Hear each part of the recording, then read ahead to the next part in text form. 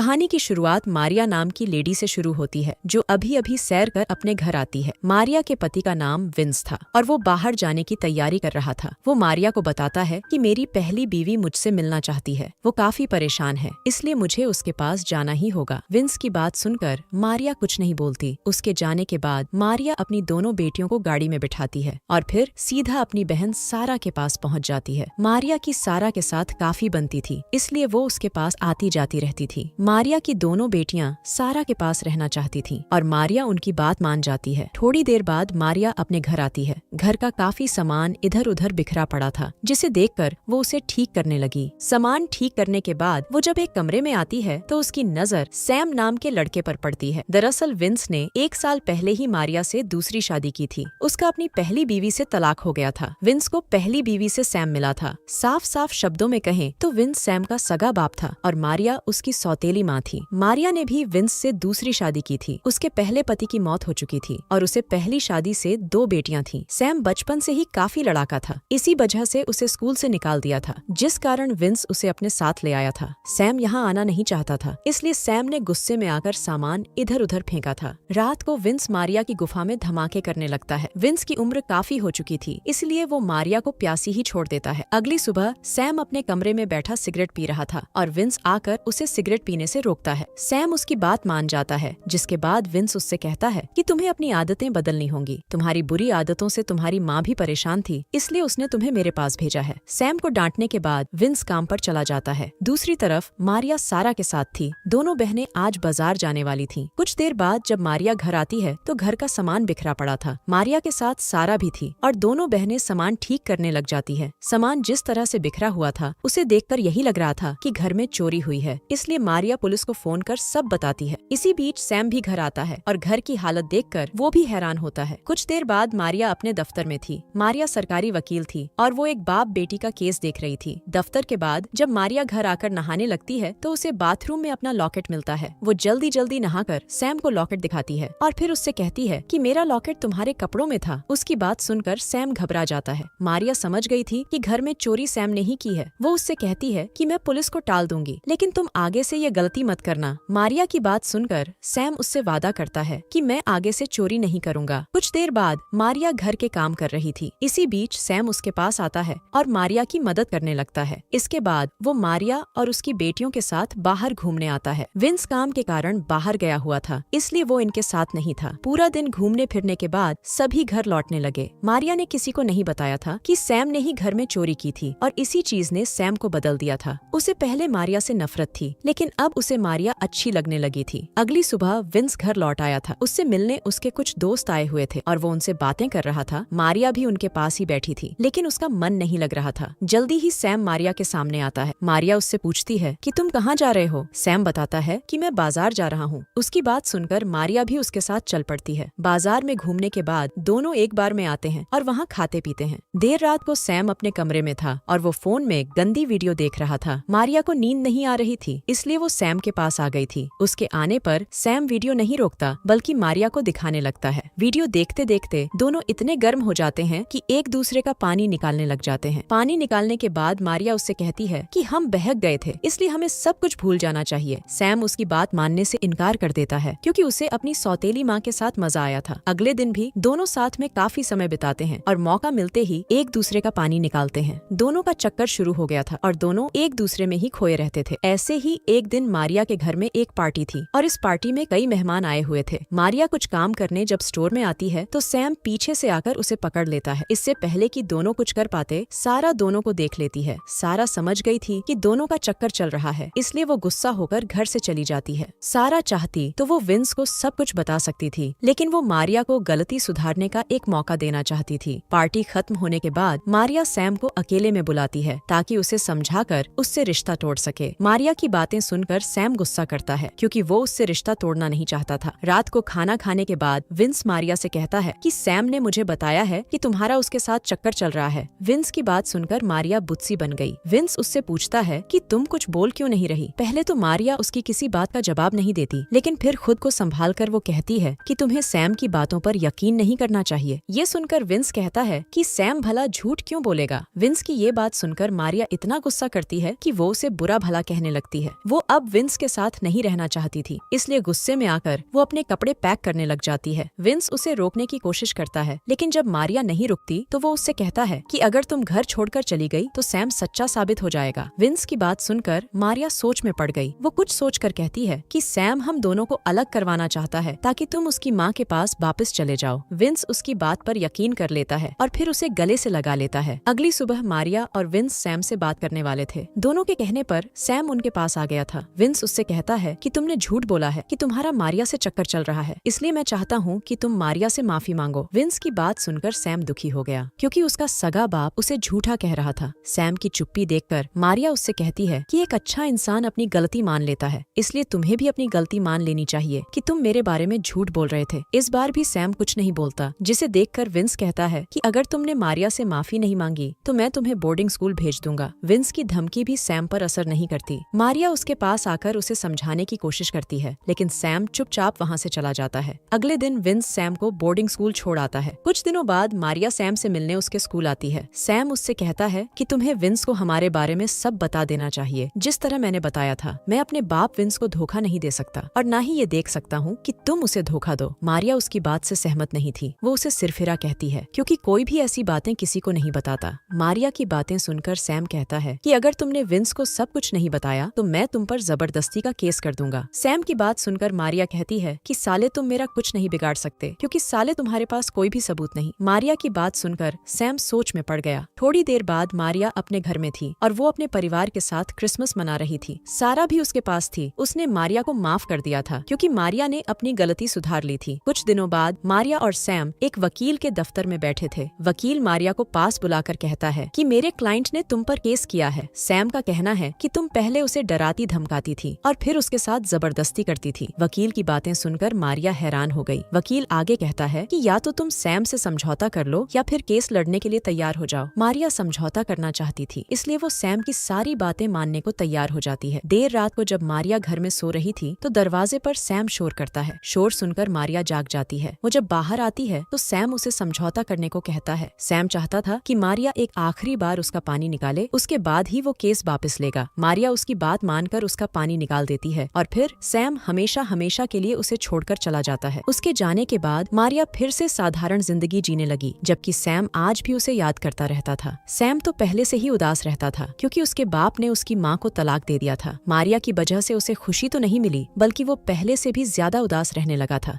इसी के साथ इस कहानी का यही अंत हो जाता है। हमारी वीडियो देखने के लिए बहुत बहुत धन्यवाद। अगर आप ऐसी ही वीडियोस के दीवाने हैं तो प्लीज मेरे चैनल को जरूर सब्सक्राइब करें। मिलते हैं अगली वीडियो में, तब तक के लिए नमस्कार।